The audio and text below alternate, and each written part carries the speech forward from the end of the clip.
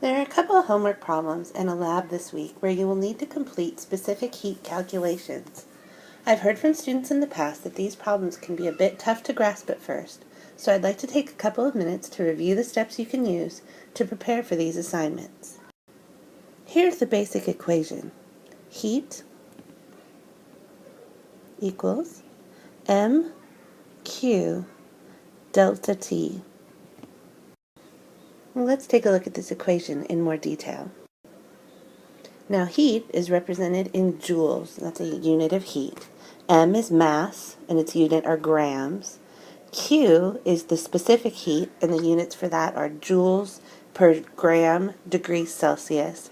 And then delta T is a change in temperature measured in degrees Celsius. Now to complete the homework and lab assignments, you'll probably need to rearrange the variables in this equation depending on what you're trying to find in your problem. For example, we can solve for mass by dividing both sides of the equation by Q and delta T. We can also solve for Q. Here we get Q equals heat divided by mass delta T, or the change in temperature. Now it's important to note that if the equation assumes that you have the value for Q, you should be able to find it in table 4.3 in your textbook. So let's take a look at an example. Chapter 4, question 15. This question asks you to find out how many joules of heat are required to heat 25.0 grams of ethyl alcohol from the prevailing room temperature, 22.5 degrees C, to its boiling point, 78.5 degrees Celsius. So now we need to start with the original equation. Heat equals mq delta T. Now the good news is that our equation is already set up for this problem, Chapter 4, question 15. We're trying to calculate heat, so we need to make sure we have all of the other variables quantified. So let's start with mass. The problem says that we are given 25 grams of ethyl alcohol. Next we need the specific heat, that's Q. Now this value for specific heat of ethyl alcohol is not given in the problem. So we can check table 4.3 in our textbook and make sure that you select the value for specific heat in the correct units. That's joules per grams degrees Celsius.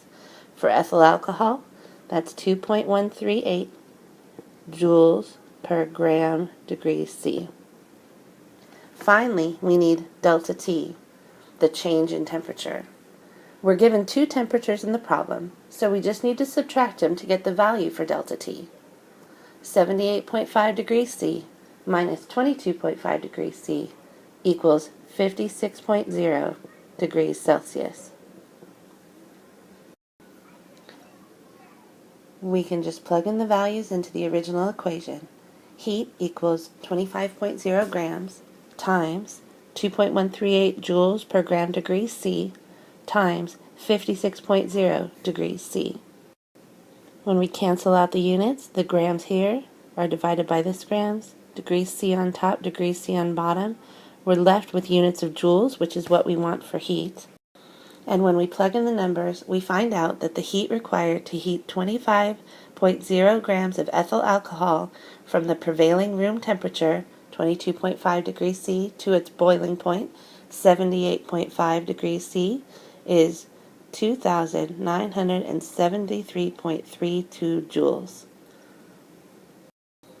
The final step is to present this answer in the correct number of significant figures. Our mass and temperature values are both to 3 significant figures, so that will be how many our answer will be in.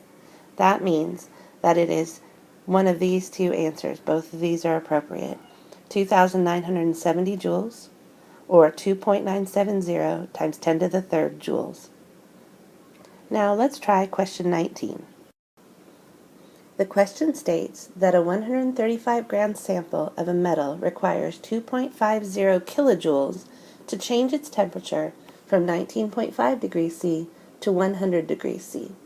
What is the specific heat of this metal? Well, we need to start again with the original equation. Heat equals mq delta T.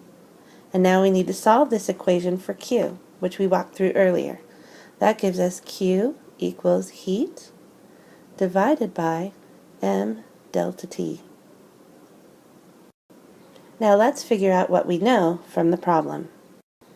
We know the mass of the sample is 135 grams. The change in temperature, which is 100 degrees C minus 19.5 degrees C, which equals 80.5 degrees C. And even the heat required to change the temperature of the metal, which is given as 2.50 kilojoules. Now a kilojoule is 1,000 joules, so 2.50 kilojoules is the same as 2,500 joules. All we have to do is plug in these values into this equation and solve for Q. Our final answer is, we plug these values into our calculator, and we get that Q equals 0.23004371 joules per gram degrees C. Now we need to adjust the number of significant figures to match up. And remember that our temperatures and the heat required were both given with 3 significant figures. So our final answer will be 0.230 joules per gram degrees C. Now, when you're getting ready to work on the lab this week, why don't you take a look at question 32 in chapter 4. That problem you will work out there will definitely help you with your lab calculation. I hope that this review of how to work with specific heat equations was helpful. And as always, please don't work on a problem for a huge amount of time. If you get stuck, send me an email and let me know what you're working on, and I'll do my best to help you solve the problem.